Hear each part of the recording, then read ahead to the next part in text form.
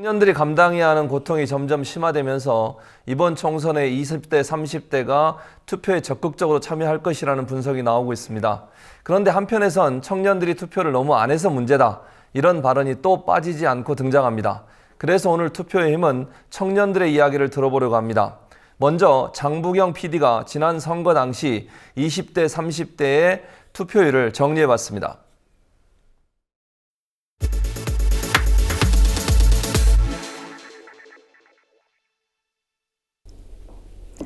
어떤 연령층에서 얼마만큼 투표에 참여하느냐에 따라 선거 결과는 확연히 달라집니다. 이번 20대 총선 역시 마찬가지입니다. 역대 총선 투표율을 살펴보고 2000년대 들어 투표 양상이 어떻게 변화하고 있는지 국회의원 선거를 중심으로 보겠습니다. 먼저 국회의원 선거 시 투표에 참여한 유권자 비율입니다. 노태우 정부 출범 이후 치러진 13대 총선부터 지난 19대 총선까지의 투표율을 보겠습니다. 점차 투표율이 낮아져 지난 18대에는 46.1%로 역대 최저 투표율을 보였습니다.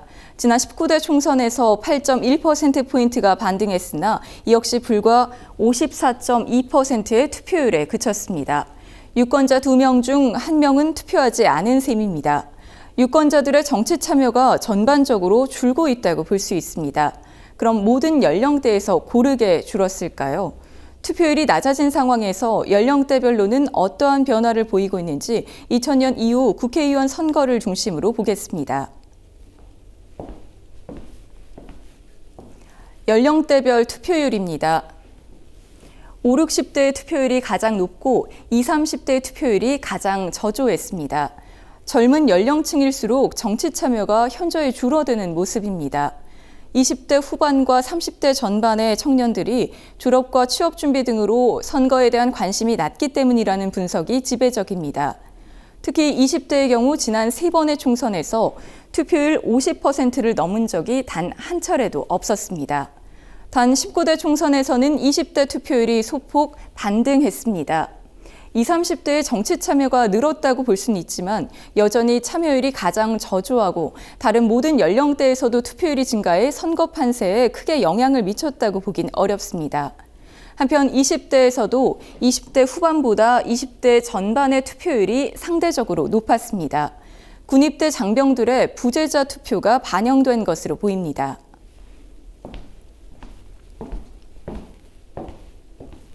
그럼 유권자 모두가 실제 투표에 참여했을까요? 지난 19대 국회의원 선거를 중심으로 연령대별 선거인 비율과 투표자 비율을 비교해 보겠습니다. 선거인 비율입니다. 전체 유권자에서 20대가 차지하는 비중은 16.4%로 가장 적었고 40대가 21.9%로 가장 많았습니다. 19살과 20대를 제외하고는 대체로 20% 내외로 비슷한 비중을 차지했습니다. 이 선거인 분포가 투표자 분포로도 이어졌을까요? 투표자 비율입니다. 40대 이하 연령층에서의 비중은 줄고 5, 60대 이상 연령층에서의 비중은 늘었습니다. 특히 20, 30대 연령층에서의 비중이 현저히 줄었고 60대 이상 연령층에서는 26.1%로 가장 많이 늘었습니다. 즉 실제 투표자 수에서 청년층과 중노년층이 차지하는 비율이 더 벌어졌습니다. 50살 이상 연령층이 전체 유권자에서 20대보다 많을 뿐 아니라 실제 투표에서도 더 높은 비중을 차지해 선거 결과에 큰 영향을 미친다고 볼 수 있습니다. 투표는 사회를 변화시킬 수 있는 기회이자 권리입니다. 그래서 변화의 주체가 되어야 할 젊은 층의 투표가 더 중요합니다. 그 권리를 스스로 포기하는 일은 없어야겠습니다. 이제 불과 21일 남았습니다. 투표의 힘, 장부경입니다. 자, 김성수 평론가 옆에 새로운 게스트 한번 나오셨습니다. 청년하다의 유지훈 대표십니다. 어서 오십시오. 예, 반갑습니다. 예. 유 대표님 먼저 처음 오셨으니까 청년하다가 어떤 단체인지 좀 설명을 해주시죠. 네, 저희는 이제 다 회원들은 청년들로 구성이 되어 있고요. 청년의 정치적 힘을 강화해서 청년 문제를 해결하고자 만든 그런 단체입니다. 어떤 활동들을 주로 하고 계세요? 저희는 요즘에는 그 청년 문제 해결하기 위해서 작년에 청년 전략 스페이스에서 청년의 전략을 만들기도 하고 전국 투어를 통해서 청년 문제 해결하는 캠페인도 진행하고 최근에는 이제 2030 유권자 행동, 그다음에 이제 투표혁명, 20대 투표혁명을 만들자 이렇게 하는 캠페인 활동을 많이 하고 있습니다. 예. 자, 김성수 평론가님, 젊은이들 얘기를 하려고 하다 보니까 뭐 20대가 투표를 안 한다. 그러면서 20대 삐리리론 이런 말이 나왔다면서요? 네. 그 무슨 뜻입니까? 그러니까 20대들이 실제로는 자기의 문제를 결정하게 되는 정치적인 그런 어떤 힘이나 이런 부분들에 간과하는 가운데 뭐 자기의 불만들을 적극적으로 해소하려고 하는 노력들을 하지 않고 오히려 그 모든 것들을 갖다 포기하는 그런 형태로 가고 있다는 거죠. 그래서 좀 삐리리하다. 그러니까 뭔가 그 좀 그렇다 이런 그 얘기들을 갖다 하고 있는 것이죠. 예. 이게 최근에 이재명 성남시장이 이걸 가지고 뭐 SNS상에서 논란이 됐었나요? 청년들하고? 네, 이게 이제 SNS상에서 논란이 되면서 좀 어떤 얘기였어요? 근데 그거부터 설명을 좀 해주시죠. 일단 이제 어떤 얘기를 들으셨나 봐요. 네. 그래서 이제 그 4.13 총선 투표 날에 MT를 가는 대학생들이 있다. 한심한 대학생들 이런 얘기를 하시는 거죠. 네, 그렇군요. 그래서 그게 어떤 효과가, 뭐 영향을 미쳤나요? 청년 사회에? 그러니까 지금 청년들이 생각할 때는 지금 우리가 투표를 하기 싫어서 안 하는 게 아니다. 현실적으로 투표를 못 하게 되는 상황이 더욱더 많은데 그리고 또 그런 못하게 되는 상황들을 구조적으로 규정하고 있는 것들이 너무나 많은데 그것을 없앨 생각을 하지 않고 일부의 그 문제들을 특화시켜가지고 그것이 마치 전체의 문제인 양 하고 있다는 거예요. 그 중에 뭐 20대 일배론도 있었고요. 뭐 20대 삐리리론 뭐 이런 그 계열인데 그렇게 되면서 청년들의 문제의 어떤 본질적인 어떤 그 책임을 돌리려고 하는 것이죠. 그런데 실제로 청년들이 보면 예를 들어 알바를 하고 있어요. 알바는 저 사장님이 그날은 휴가 줘가지고 투표하게끔 하겠습니까? 안 하죠. 안 합니다. 그렇죠. 그리고 심지어는 이 MT를 가자 이렇게 얘기할 때도 교수가 거기서 그런 거 허락해주고 하니까 MT를 가게 되는 거 아니겠어요? 그러니까 그렇지 학생들 스스로 MT 가는 그런 것들이 얼마나 많겠습니까? 그리고 교수님이 옆에서 야 그날은 투표 날인데 그 MT를 가고 그러면 되겠어? 하면은 특히나 우리 최 교수님 같은 분이 그렇게 얘기한다면 무서워서라도 못 가잖아요. 그러니까 그런 역할들을 어른들이 마땅히 해야 되는 것이고 저는 정말 그 강력하게 이번에 실망했던 것 중에 하나가 18세 투표 따냈어야 되는 거 아닙니까? 그렇죠. 무슨 일이 있어도 따냈어야 되는 거 아닙니까? 어차피 테러 방지법 줄 수밖에 없었다면 18세라도 따냈어야죠. 그럼 뭐 아무것도 안 해놓고서는 우리 청년들한테 뭐 못한다라고만 얘기하면 일에 치이고 등록금에 치이고 빚에 치여 있는 청년들이 뭘 어떻게 힘을 내 가지고 누구를 어떻게 지지하면서 할 수 있겠습니까? 그러니까 저희 입장에서 보면요, 이게 제일 싫은 정치 중에 하나의 형태예요. 이런 걸 이른바 꼰대 정치라고 표현하는 건데요. 그렇죠. 이래라 저래라 지시하는 정말 댓글 기사에 청년 문제 딱 쓰면 댓글에서 너네 투표하라 이런 것들이 마구 쏟아지는 딱 봐도 한 40대, 50대, 60대 분들께서 물론 애정 어린 시선을 하는 거겠지만 어렸을 때 어머니한테 잔소리 듣는 게 가장 싫습니다. 어머니니까 참는 거지. 근데 그렇지 않은 사람들이 하는 건데 지금의 정치권에서 보면 아침 막장 드라마도 이런 막장 드라마가 없는데 그 속에 과연 청년이 어디 있습니까? 국민이 어디 있습니까? 자기네 국회의원 자리 찾으려고 하는 것들에 우린 투표 선택권을 가져야 되는데 아니 찍을 요인이 있어야 투표장에 가겠어. 투표장에 가서 나는 과연 1번부터 몇 번, 수십 번까지 누구를 찍어야 되는지에 대해서 전혀 마음이 가지 않고 있는 이런 상황에 대해서 이재명 시장 개인적으로 청년들 많이 좋아합니다. 근데 이건 큰 실수하셨다고 좀 생각이 들고요. 여기에 대해서 차라리 이런 어떤 훈수두든 훈계하는 이런 정치보다는 청년들을 지지하고 후원하는 방향에서 좀 더 적극적으로 지금의 정치가 좀 더 청년에 맞게 만들어질 수 있다면 그게 훨씬 더 속 시원한 정치가 될 거고 그러면 청년들이 수많은 사람들이 진짜 줄 투표할지도 모르거든요. 대표적인 그 청년에 대한 무심함을 보여주는 사례가 왜 대학교에 그 투표소를 설치 안 하고 있죠? 그렇죠. 그 문제네. 그 부재자 투표라든지 아니면 대학 내에 그냥 투표소를 설치를 해서 거기에 뭐 3만 명, 2만 명 이렇게 모이는데 거기에 투표소를 설치해 줘야죠, 당연히. 저희가 거기서 투표를 하게 해줘야죠. 선관위에 물어봤어요. 그래서 대학 내 사전 투표소가 19대 그 총선 때는 29개가 설치가 됐습니다. 대학 내 설치가 됐는데 이번에 2014년 6.4 지방선거부터 이번 총선에서도 대학 내 사전 투표소가 설치가 안 된다. 이유는 동사무소가 설치되기 때문이다. 라고 얘기를 했습니다. 근데 청년의 투표 참여를 많이 하려면 선관위가 청년들이 가장 많이 있는 지역에 투표소를 설치해야 돼. 눈에 보여야 투표를 할 수 있는 거죠. 근데 의도적으로 안 하고 있다고 저는 그렇게 생각할 수밖에 없고 4월 13일 당일날 알바하고 비정규직 있는 청년들은요 쉬는 날이 아니에요. 그렇죠. 네. 다 합니다. 네. 근데 투표 시간을 6시로 한정해 놓으면 언제 투표를 합니까? 맞아요. 최소한 8시간, 9시간 늘려줘야 투표 참여가 있을 수 있는 거지. 이런 거 하지 않으면서 청년들에게 투표라 얘기하는 거는 좀 앞뒤가 맞지 않는 그렇지. 거라고 생각합니다. 김종인 대표가 네. 대표되고 나서 그런 문제는 전혀 관심도 없잖아요. 관심이 없죠. 자기는 77살이니까. 그래서 그런가요? 예. 나이가 많으셔서? 아니, 나이가 많기 때문에 나이 많은 사람들이 계속 힘을 갖길 원하죠. 77살이어서 대표하시고 그 거의 군주처럼 지내시는 것을 지금 즐기고 계시잖아요. 네. 내가 사퇴한다고 하니까 당이 다 떨고 와가지고 비대위원들이 전부 다 무릎 꿇고 자기가 사퇴한다고 하잖아요. 그렇죠. 그런데 왜 이걸 바꾸고 싶겠습니까? 그러니까.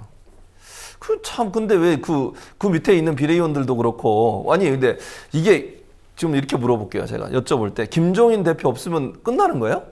거의 그런 상황이죠, 지금. 그래서 그러는 겁니까? 그렇게 뭐 김종인 의원이 없으면 더불어민주당이 끝난다기보다는 예. 아마도 문재인 대표의 대권 가도가 끝나겠죠. 저는 그걸 어떻게 보면 그나마 이렇게 연결시켜주기 위해서 김종인 대표를 내세웠고 그래서 결과적으로는 뭐 그런 의도로 데리고 온 사람이 주인 행세를 하고 있다 이렇게 생각합니다. 근데 그러면 이런 논란도 있잖아요. 김종인 대표가 이번에 이제 완전히 확정을 지었어요. 네. 어쨌든 뭐 막 자기 뜻을 관철을 시켰는데 그렇게 해서 2번 달고 또 지난번 관훈클럽 가서 토론회 하면서 그런 얘기 했거든요. 나는 더 이상 킹메이커 역할은 안 한다. 네. 그러면 많은 뭐 언론들에서 그런 추측을 했어요.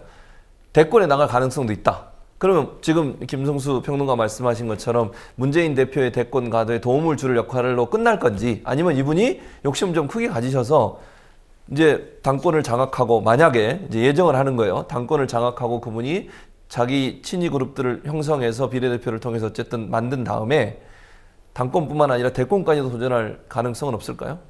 뭐 가능성들이 다양하게 예, 있겠죠. 근데 예. 그 말을 갖다 너무 확대해서 해석할 필요는 없다고 생각을 합니다. 예. 그러니까 킹메이커 역할은 안 할 거다라고 하는 것은 킹 자체 밑에서 뭐 만들기 위해서 온갖 수고를 당하고 팽댕하는 그런 일들을 안 하겠다라고 하는 의지로도 해석하는 것이 일반적인 것 같고 예. 내가 대권에 나가겠다라고 하는 식으로 해석하는 것은 일부 보수 언론들의 지나친 그런 싸움 붙이기가 아닌가 이렇게 생각을 하고요. 예. 실제로 김종인 대표가 대권에 나온다고 하면 어떤 그 대국민적인 지지가 있어야 될 거 아니에요. 그런 것도 그렇죠. 모르고 무작정 나온다고 한다는 건 불가능한 일이잖아요. 조직도 없고 지지도 없고 돈도 없는데 어떻게 예. 나옵니까? 예. 그거는 불가능한 일이에요, 사실은. 근데 그런 불가능한 일을 왜 보수 언론이 얘기를 할까요?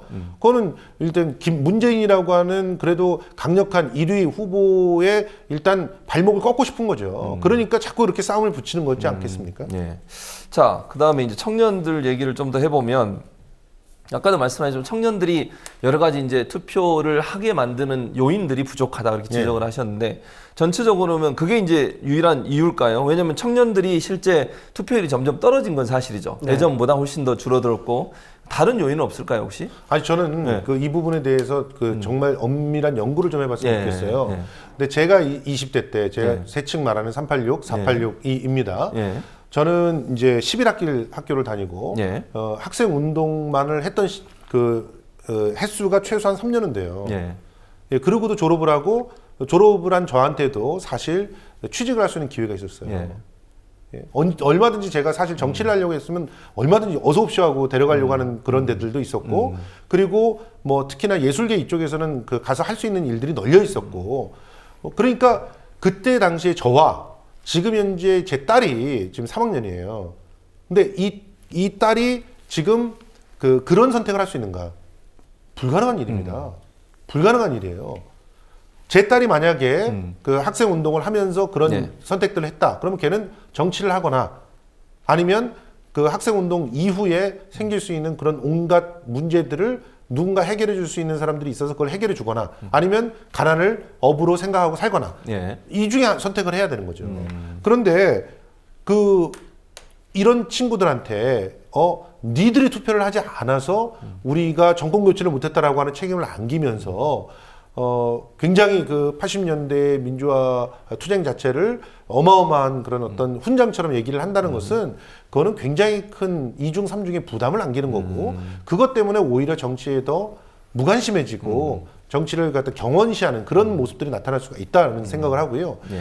실제로 지금 현재 너무나 그 학교에 계시니까 예. 잘 알고 계시지만 전체 젊은이들 중에서 특히나 대학에 갈 수 있는 연령대에 있는 한 6년 정도 되는 그 사이에 학생들이 거의 7, 80%가 대학에 가 있지 않습니까? 예, 그렇죠. 근데 이 대학에서 주로 하는 게 학점을 따기 위해서 정말 필사적인 혈투들을 벌이고 있잖아요. 그런데 그 가운데서 다른 활동들, 동아리 활동도 못 합니다. 저는 연극반을 제가 만들어서 지금 그 사실은 2008년도까지 제가 만든 그 창작극회가 성황대 내에 있었어요. 그런데 2008년 이후로 신입생이 안 들어와요. 왜 안 들어오겠습니까? 그러면 뭐 애들이 말이야 그 학점 따는데 목매고 있기 때문에 안 들어올까요? 그렇게 해도 취업을 못 하는데 그렇게 목숨을 걸고 그 학점을 경쟁을 해서 상대평가에서 뒤지지 않기 위해서 노력을 해가지고 그 성적표에 올해로 깔아도 나와서 취업하기가 힘든데 그렇죠. 제가 성황대 출신인데 성황대 출신도 힘든데 하물며 엄연히 존재하고 있는 그런 어떤 그 순위 안에서 어떻게 취업의 문을 갖다 뚫으라고 하시는 겁니까? 이 부분이 이걸 해결해 놓고 정치에 신경을 써라라고 얘기를 해야 되는 것도 어떻게 보면 어른들의 몫이 아닐까 생각합니다. 이 부분과 좀 연결해서 얘기를 하면요. 전 현 정치에서 보면 이 현 정치가 내 삶을 진짜 바꿔줄 생각이 전혀 없다라는 게 확실한 것 같아요. 그러니까 박근혜 정부 지금 한 3, 4년 동안 보면 저번에 이제 임금 피크제로 20만 개 일자리 창출하겠다고 얘기를 했었습니다. 임금 피크제 저희 일자리 다 봤습니다. 그래서 과연 20만 개가 어떤 일자리일까? 저는 그 개념을 듣고 놀랐습니다. 파트타임 정규직이라니. 우리가 원하는 게 그러니까 정규직에 비정규직을 하면 욕을 먹으니까 파트타임인데 정규직이래요. 그 돈 벌어서 우리 삶을 영위하라는 얘기하는 거는 알바 뛰고 있는 지금 한 탕 두 탕을 두 탕 세 탕 뛰라는 것과 똑같은 얘기입니다. 그리고 중동에 가면 중동에 취직하라고 하고 캄보디아 가면 캄보디아 취직하라고 하고 뭐 미국도 미국은 괜찮지 하면서 가봤더니 거기서 복사하고 있습니다.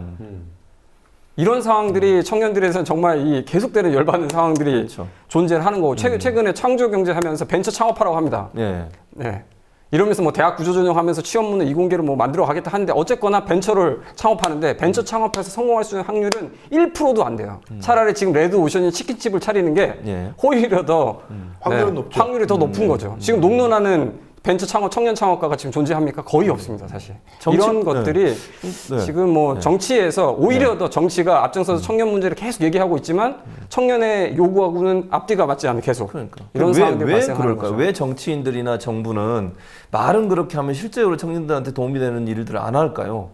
저희 생각에서는 정부도 항상 돈이 없다고 생각해요. 그럼 돈이 없고 돈이 없다고 얘기를 하고 자기는 쓸 건 있어. 근데 청년 문제도 해결해 줘야 돼.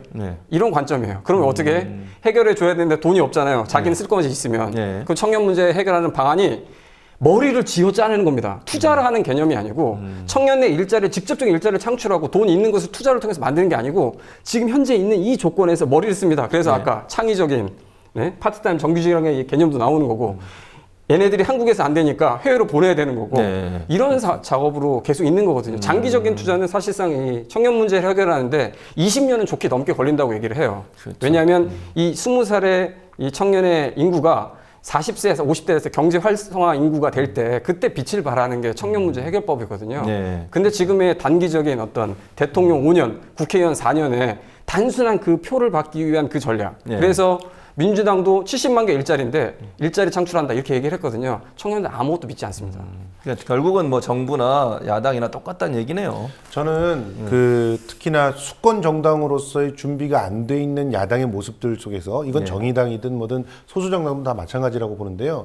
어떤 걸 보냐면 그나마 지금 소수 정당 중에서는 녹색당이라든가 뭐 노동당이라든가 이런 데들이 조금 더 낫습니다. 그런 부분에선 정치의 맛이라고 하는 건 그 대통령 하나를 우리가 바꿨다라고 해서 짜릿하게 소름이 돋게 오는 게 아니거든요. 실제로 지금 구의원 누구 하나를 바꿨더니 갑자기 내 주머니에 돈이 꽂히더라. 이런 것들이 실제로 정치의 힘을 느끼는 거거든요.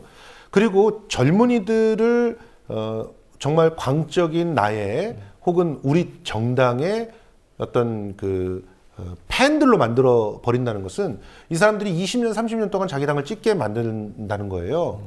그러면 그 이후에는 지금 현재 70대 노인들은 돌아가시고 안 계실 거 아니에요. 네. 그러면 지금 당장은 힘들게 견딘다고 해도 10년, 20년 후에는 내가 정말 제대로 수권 정당이 될 수 있을 거라고 보는 겁니다. 네. 우리가 5년이라고 하는 시간은 굉장히 길 것 같고 10년이라는 시간이 너무너무 길 것 같고 끔찍할 것 같지만 벌써 10년이 돼가고 있어요. 보수 정당에. 근데 그 10년 동안 청년들에게 씨를 뿌렸습니까? 야권에서.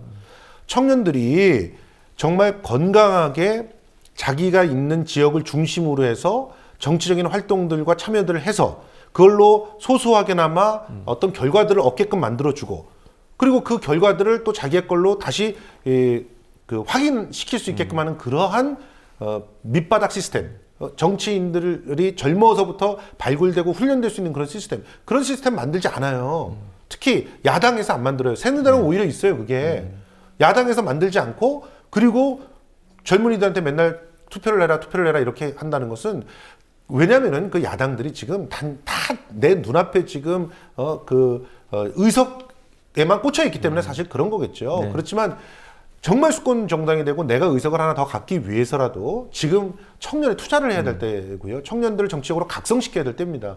그 각성이라고 하는 건 정치적 경험을 통해서 가능해지는 것이고 그 경험이 예전처럼 학생 운동이나 시위나 광장에 나와서 자기의 권리를 외치는 걸로 이루어지는 것이 아니라 내 주변에서 그 풀뿌리 민주주의의 어떤 시스템들 속에서 무언가를 조금씩 바꿔나가는 그런 경험을 통해서 획득된다라고 하는 것을 명심했으면 좋겠습니다. 예, 감사합니다. 자, 지난 테러 방지법 필리버스터는 유권자들이 진짜 정치에 목말라 하고 있다는 것을 보여주는 큰 사건이었습니다. 청년들 역시도 정치권에 바라는 점들이 있었을 텐데요. 생애 첫 선거를 앞둔 청년을 만나보고 이야기를 들어본 후에 계속 얘기 나누도록 하겠습니다. 4,500원이요?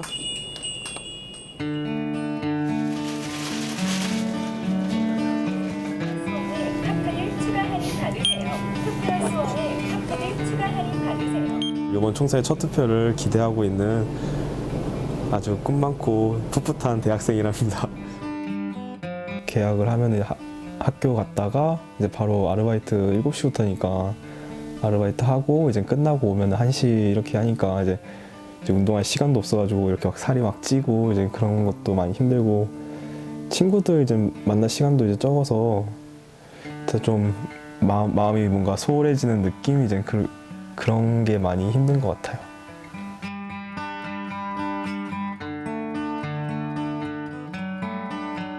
학비를 내려면은 이제 아르바이트해서 돈 벌어서 학비 내는 사람도 있고 자취하는 사람은 이제 생활비가 없으니까 생활비를 마련하려고 아르바이트도 하고 해서 너무 아르바이트 하기 싫은데 할 수밖에 없는.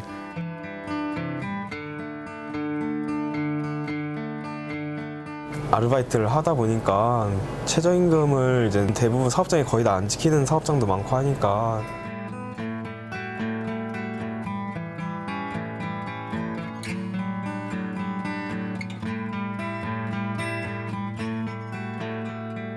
최소한의 노동시간으로 최대한의 이제 임금을 받을 수 있는 그런 제도를 만들거나 아니면은 학비를 많이 줄여주셔야 맘 놓고 그래도 돈을 이만큼을 벌어서 요만큼이 다 나가는 게 아니고 요만큼이라도 남을 수 있는 그런 뭔가 시스템이 있으면.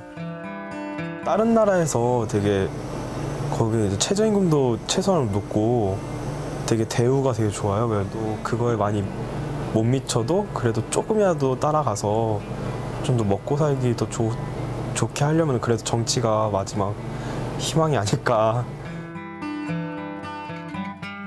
다가오는 이제 4월 13일 총선이 이제 제 처음 투표가 되는데요.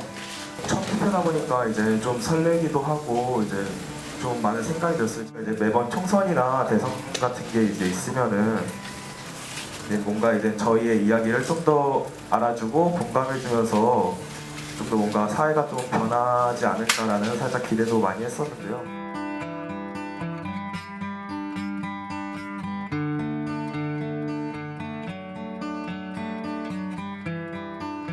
앞으로 이제 저희가 살아갈 세상이고 이제 저희가 나아갈 세상인데 참여를 해야 하지 않을까 저는 그렇게 생각합니다.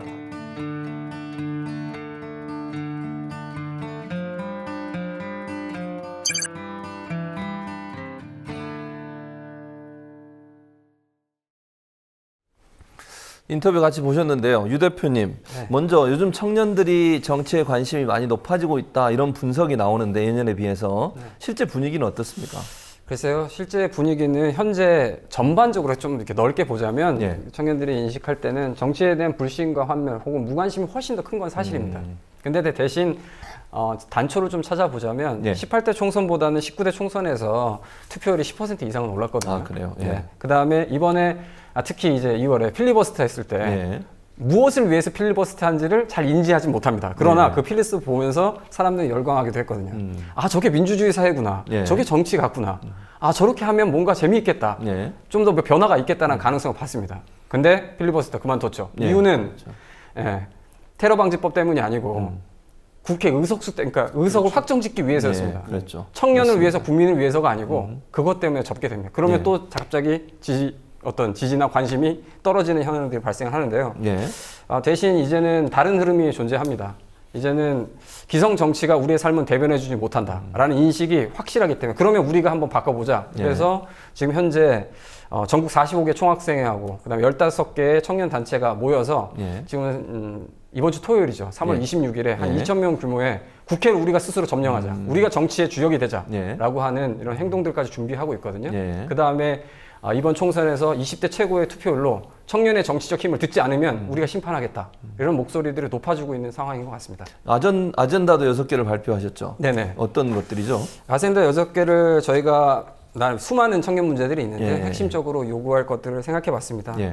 저는 청년 일자리 부분에서 70만 개, 100만 개 창출하는 건 다 사실 여태까지 한두 번 서가본 게 아니기 때문에 그럼 지금 돈을 갖고 있고 실제로 고용할 수 있는 데는 어디냐? 전 대기업이라고 생각합니다. 그래서 대기업 사내 유보금을 풀어서 청년 일자리를 해결할 수 있도록 하는 문제. 예. 그 다음에 아르바이트에서 고통받고 있는 가장 큰 문제는 최저시급 문제입니다. 예. 최저시급이 현재 물론 작년보다는 조금 올랐지만 그래도 아직 턱없이 부족하거든요. 1만 원으로 확대하는 문제. 그 다음에 공공임대주택의 청년 배당을 확대하고요. 그 다음에 정부에서는 반값 등록금이 실현했다고 플랜카드를 걸었습니다. 예.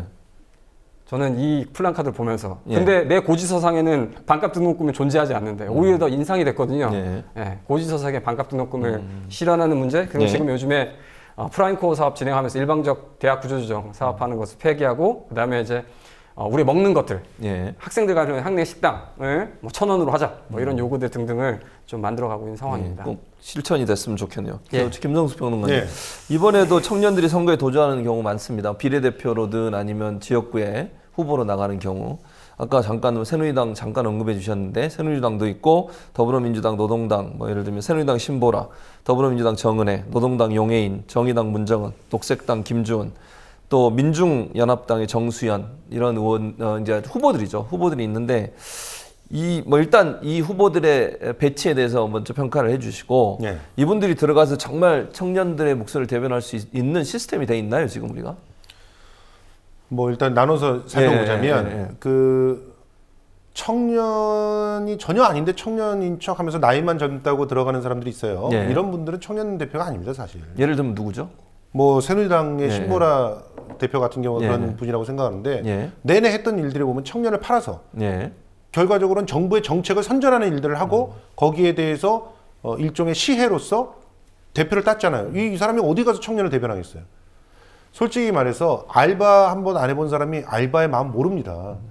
저도 어렸을 때 알바를 해봤지만 예. 저는 그래도 집이 조금 살았어요. 다시 말해서 아버님께서 너 알바하는 시간에 공부해서 장학금을 받아라. 그럼 그 돈을 차라리 너한테 알바비로 줄게. 이렇게 얘기할 수 있는 돈의 문제에 대해서 크게 학비의 문제에 대해서 구애받지 않는 집이었단 말이에요. 물론 제 밑에 새쌍둥이 동생들이 학교에 들어갈 때는 제가 휴학을 했어야 되지만 넉넉하진 않았지만 그래도 그 정도는 부모님들이 해주실 수 있는 집.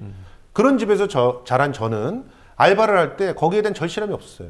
그런데 제 친구 중에는 당장 지금 알바를 하지 않으면 밥을 먹지 못하는 친구가 있었어요. 예. 그 친구한테 도시락을 계속 싸주면서 저는 그 친구 때문에 많이 울었습니다. 이 친구가 왜 이 똑똑한 실제로 천재에 가까운 이런 친구가 공부를 해야 될 시간에 이 일을 하느라고 시간을 뺏기고 그래서 결국 밥도 제대로 먹지 못하면서 건강을 해쳐야 되는가 하는 생각들이 많이 들었었거든요. 이런 상황들은 좀 어떻게 바꿔줬으면 좋겠다. 내가 할 수 있는 일은 도시락을 싸서 그 친구랑 나눠 먹는 일밖에 없었지만 예. 그걸 정치가 이루어져야 된다는 겁니다. 그래야 개천에서 용을 나는 사람들이 생겨나는 것이죠. 근데 그런 것들을 들어줄 수 있는, 그런 것들을 구현할 수 있는 사람들이 누군가, 그런 고통을 당해본 사람들이라는 거죠. 그래서 저는 노동당이라든가 정의당이라든가 녹색당에 기대를 하고 있는 것이고요. 그런데 이제 이 사람들이 들어갔어요. 근데 사실 이 당들은 원내 교섭단체도 꾸리지 못해요. 그럼 결과적으로 이 사람들이 쟁점 법안이나 주요 법안들이 있을 때 거기에 자기의 강력한 목소리를 낼 수가 없어요. 그럼 결과적으로 또 힘센 당들끼리 서로 꿍짝꿍짝 해가지고 청년들의 문제를, 청년들의 운명을 좌지우지하게 될 겁니다. 그렇죠. 이런 문제들을 바꿔야 된다고 봅니다. 국회법을 바꿔야 된다고 생각을 해요. 소수자가, 지금 필리버스터라고 하는 게 소수자의 의견들을 관철시키기 위해서 만들어 놓은 그런 아주 좋은 대안 아닙니까? 그런 대안들처럼 원내 교섭단체를 만들지 못했다고 한다면 그들이 최소한 특정하게 한 법안들에 대해서는 뭐 같이 심사를 할 수 있게 해준다든가, 아니면 이 소수자들끼리 모여가지고 원내 교섭단체도 구성할 수 있게 해준다든가, 이런 여러 가지 방법들을 통해서 실제로 제대로 된 청년들의 목소리가 들어갈 수 있도록 해줘야 된다고 봅니다. 그런데 참 암울한 것은 지금 현재 나와 있는 사람들의 당선 가능성들을 지금 현재 상태로 봤을 때 청년이라고 말할 수 있는 사람들은 거의 없습니다. 이 재앙이죠. 유 대표님. 그런데 이제 대학생들이나 사실은 서울이나 수도권에 있는 사람들은 그래도 형편이 낫다 이런 얘기를 해요. 물론 이제 아까도 얘기하셨지만 아르바이트나 이런 것 때문에 어려움이 있지만, 그런데 사실은 선거에 사각지대에 놓인 사람들은 정말 그냥 고등학교 졸업하고 아니면 중학교 졸업하고 공장에 가서 취직해서 일하는 분들, 이런 분들은 정말 대학생들보다도 더 안 좋은 열악한 환경에 있는 거잖아요. 근데 지금 청년 하나 단체나 이런 데서 이런 분들을 어떻게 정치 참여할 수 있는, 참여하게 하는 그런 도움을 줄 수 있는 방안이라든지, 아니면 이런 문제를 이렇게 공론화하고 여론화할 수 있는 이런 운동들을 하고 계시는 게 있나요, 혹시? 저희가 전국에 이제 청년 공감이라고 해서 투어를 진행했었습니다. 그 당시에 이제 부산에 갔었습니다. 부산에서 청년 자살률이 예전보다 50%가 넘게 높아졌습니다. 이유는 거기서 핵심 수치가 딱 나오는데요. 청년 실업률이 3%가 높아졌습니다. 3% 높아졌는데 자살률이 50%가 넘게 오른 거예요. 물론 자살이 뭐 많은 사람이 죽지는 않지만 자살률 수치가 계속 높아지고 있다, 이렇게 볼 수가 있고요. 아르바이트, 이제 편의점, 가까운 데 가면 편의점들 정말 많습니다. 편의점에서 대부분의 알바생들이 다 청년들입니다. 정말 바쁜 와중에도 계속 일하고 또 주간 저녁 가리실 것 없이 계속 일하는 청년들이 있거든요. 사실 정치에 관심이 있을 수도 없는 상황이에요. 근데 대신 저희가 이제 알바생들을 직접 밤에 한두 차례씩 투어를 하면서 혹시 떼인 돈 받아준다는 이런 것들, 저는 정치가 해야 된다고 생각하거든요. 저희가 어떻게 받아줍니까? 말은 그렇게 표현하지만 혹시 관심 있는 사람들 함께 해주셨으면 좋겠다, 이렇게 요청하는 거죠. 근데 저는 정치인들이 뭐 후보라면 가서 당신 떼인 돈 있냐? 내가 받아주겠다. 응? 당신 힘든 거 없냐? 혹시 뭐 근로계약서에서 어려운 거 없냐? 비정규직에서 어떤 뭐 근로 조건이 열악하신 거에 대해서 없는 거 없냐? 이렇게 가서 진실하게 찾아서 내가 그동안 못했다, 진심으로 미안하다, 당신은 꼭 손을 붙잡고 우리 정당이, 아니 혹은 내가 이 문제를 해결하기 위해서 최선의 노력을 다할 것이다 라고 얘기를 해줘야 되는데, 그렇지는 않잖아요. 그렇죠. 거리에서 손을 들고 인사하는 건 되게 쉽게 하지만 직접 알바생들을 찾아가거나 공장으로 찾아가거나 이렇게 하는 모습들이 보이지 않거든요. 저는 후보도 그렇지만 정당 차원으로 청년의 이 문제를 해결하기 위해서, 아까 청년 국회의원 후보들 말씀하셨지만 이 의원들이 힘을 발휘하려면 정당이 받쳐줘야 되거든요. 청년 문제는 여야 할 것 없이 최선의 문제로 최고의 어떤 집중을 해서 반드시 함께 하자라는 인식이 있고, 그런 합의가 되면 청년들의 참여도도 많아질 거라고 생각하거든요. 그런 노력이 가장 절실한 것 같습니다. 마지막으로 두 분께 마지막 질문 드릴게요. 우리 김명수 평론가님부터. 국회의원들, 현재 어쨌든 현재 국회의원들도 그렇고 지금 현재 공천 작업을 벌이고 있거나 아니면 이제 총선에 돌입하는 정당들에게 청년을 위해서 이 부분은 꼭 해달라, 이 부분은 반드시 실현돼야 된다 하는 것들이 있으면 몇 가지만 짧게 설명해 주시죠. 저는 기본적으로 반값 등록금을 반드시 실현시켜줬으면 좋겠습니다. 그리고 청년들이 취업할 수 있을 때 최소한 견딜 수 있는 청년 수당, 이것 좀 만들어줬으면 좋겠습니다. 우리 대표님. 저희는 여기 나오기 전에 150명의 청년 인터뷰를 좀 진행했습니다. 가장 얘기했던 건 일자리 문제였습니다. 모든 부채와 등록금과 모든 최저시급만 참을 수 있는 이유는 우리 일자리 문제였어요. 근데 일자리 문제에 대해서 해결책이 양적인 수치를 넓어진 게 아니라 내가 진짜 들어갈 곳에 우리들이 최소한 얘기했던 평균적 연봉은 3천만 원이었습니다. 그게 삶을 영위할 수 있는 최소 수준이기 때문에 그렇게 될 수 있는 일자리를 어떻게든 만들 수 있도록 저는 각 여야가 힘을 모아서 지혜를 모아서 정부와 함께 해결책을 만들어내야 될 거라고 생각합니다. 여기 한마디만 제가 더 예. 추가하면 예. 일자리는 계속적으로 더 없어질 가능성이 높습니다. 예. 그렇다면 이제는 다른 방식의 발상의 전환이 필요하다고 생각하는데요. 국민들에게 기본소득을 나눠주는 것. 그래서 그걸 통해서 일자리가 없는 사람들도 먹고 살 수 있게 하고 자신의 꿈을 위해서 투자할 수 있게 만들어주는 그런 사회가 그 논의돼야 될 시점이라고 생각합니다. 지금 알파고를 보셨잖아요. 네. 인공지능이 우리들의 일자리들을 없앱니다. 그럴 때를 대비해서 기본소득의 논의 빨리 시작해야 된다고 생각합니다. 예. 두 분 말씀하신 것처럼 표만 달라고 얘기하지 말고 제발 좀 그 표를 달라고 할 수 있을 정도의 조건들을 좀 만들어서 공약으로 꼭 냈으면 좋겠습니다.